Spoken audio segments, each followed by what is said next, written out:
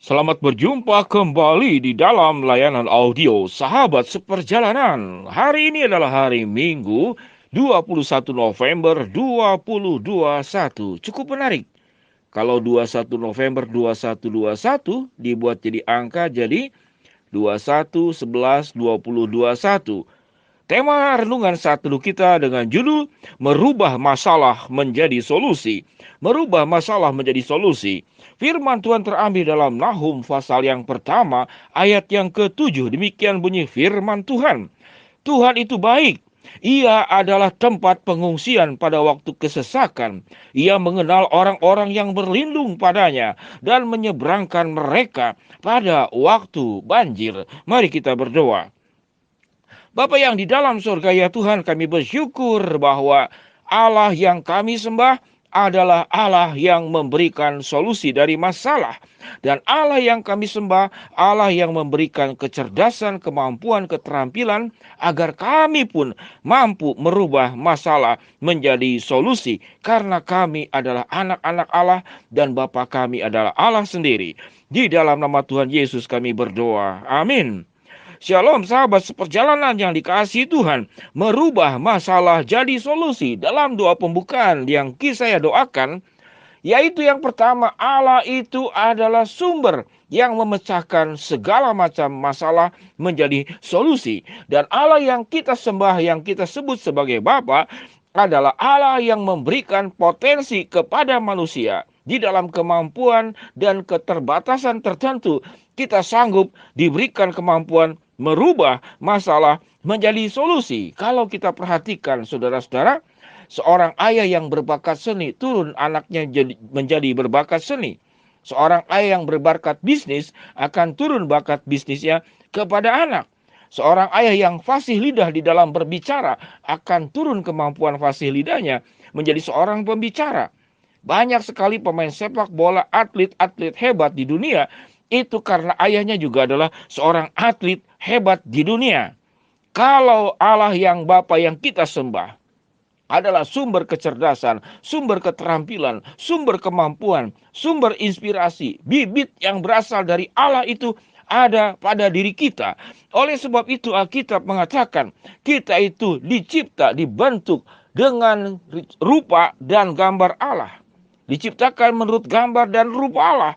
Sehingga potensi itu melekat di dalam diri kita, sekalipun Allah tetap Allah dan kita sebagai manusia. Dengan keyakinan seperti inilah, maka potensi dasar yang ada pada diri kita itu harus dikembangkan. Seorang yang punya bibit dari ayah yang hebat, namun anaknya malas, dia tidak akan menjadi siapa-siapa.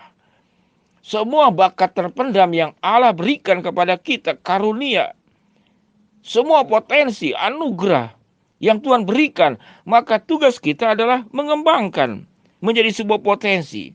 Sahabat seperjalanan yang dikasihi Tuhan, kalau ditanya apa masalah yang yang sedang kita hadapi dan bagaimana kita merubah masalah menjadi sebuah solusi, mari kita bicara tentang masalah kesehatan, masalah ekonomi, masalah relasi, masalah kepahitan, hubungan yang rusak, yang sedang berjuang ingin punya rumah, yang sedang berjuang ingin punya jodoh dan pasangan hidup, yang sedang berjuang ingin punya anak, yang sedang berjuang bagaimana menyelesaikan masalah hubungan yang sedang rusak dengan anak, mantu, cucu, atau dengan mertua.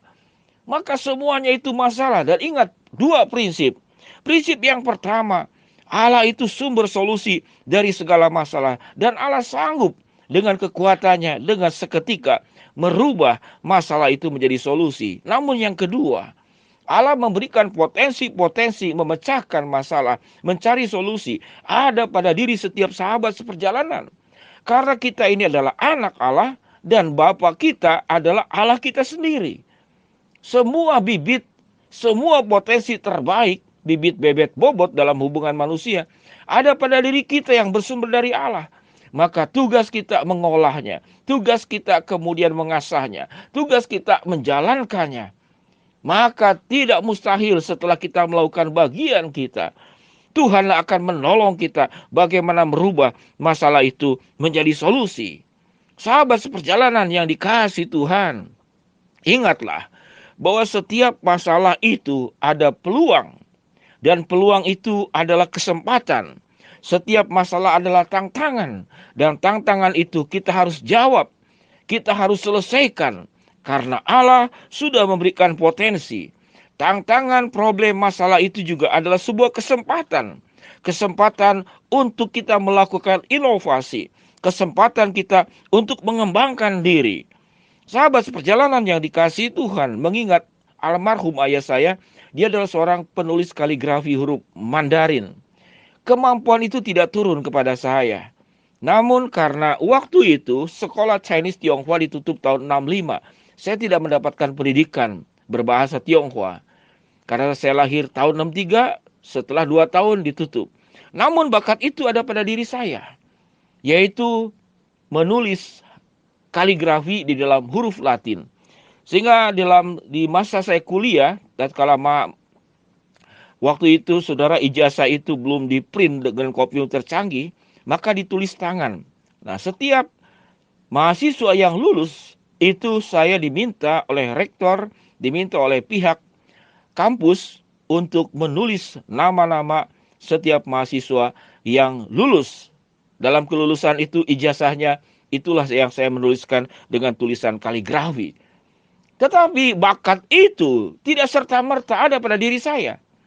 Maka itu harus dilatih. Saya senang menulis sampai akhirnya berkembang menjadi sebuah kemampuan, yaitu menganalisa tulisan dan menganalisa tanda tangan. Sehingga Tuhan berikan kepada saya sebuah kemampuan, yaitu karunia yang disebut dengan signaturologi, yaitu kemampuan menganalisa tanda tangan untuk mengenal karakter, mengenal potensi, hubungan, mencari jodoh, pasangan, bagaimana berumah tangga, penjurusan kuliah, dan segala sesuatunya. Apakah tiba-tiba? Tidak. Itulah masalah. Saya tidak terlalu pandai sekolah di dalam hal eksak, tapi saya kuat di dalam hal seni. Saya kuat di dalam, saudara-saudara, membayangkan sesuatu dengan cara visualisasi yang itu kuat di dalam diri saya. Dan saya kembangkan bibit itu yang ada pada diri saya. Sahabat seperjalanan, setiap kita masing-masing punya bibit yang Tuhan berikan kepada kita yang berbeda-beda. Dan temukanlah potensi itu. Karena kita anak Allah dan Bapa kita adalah Allah sendiri.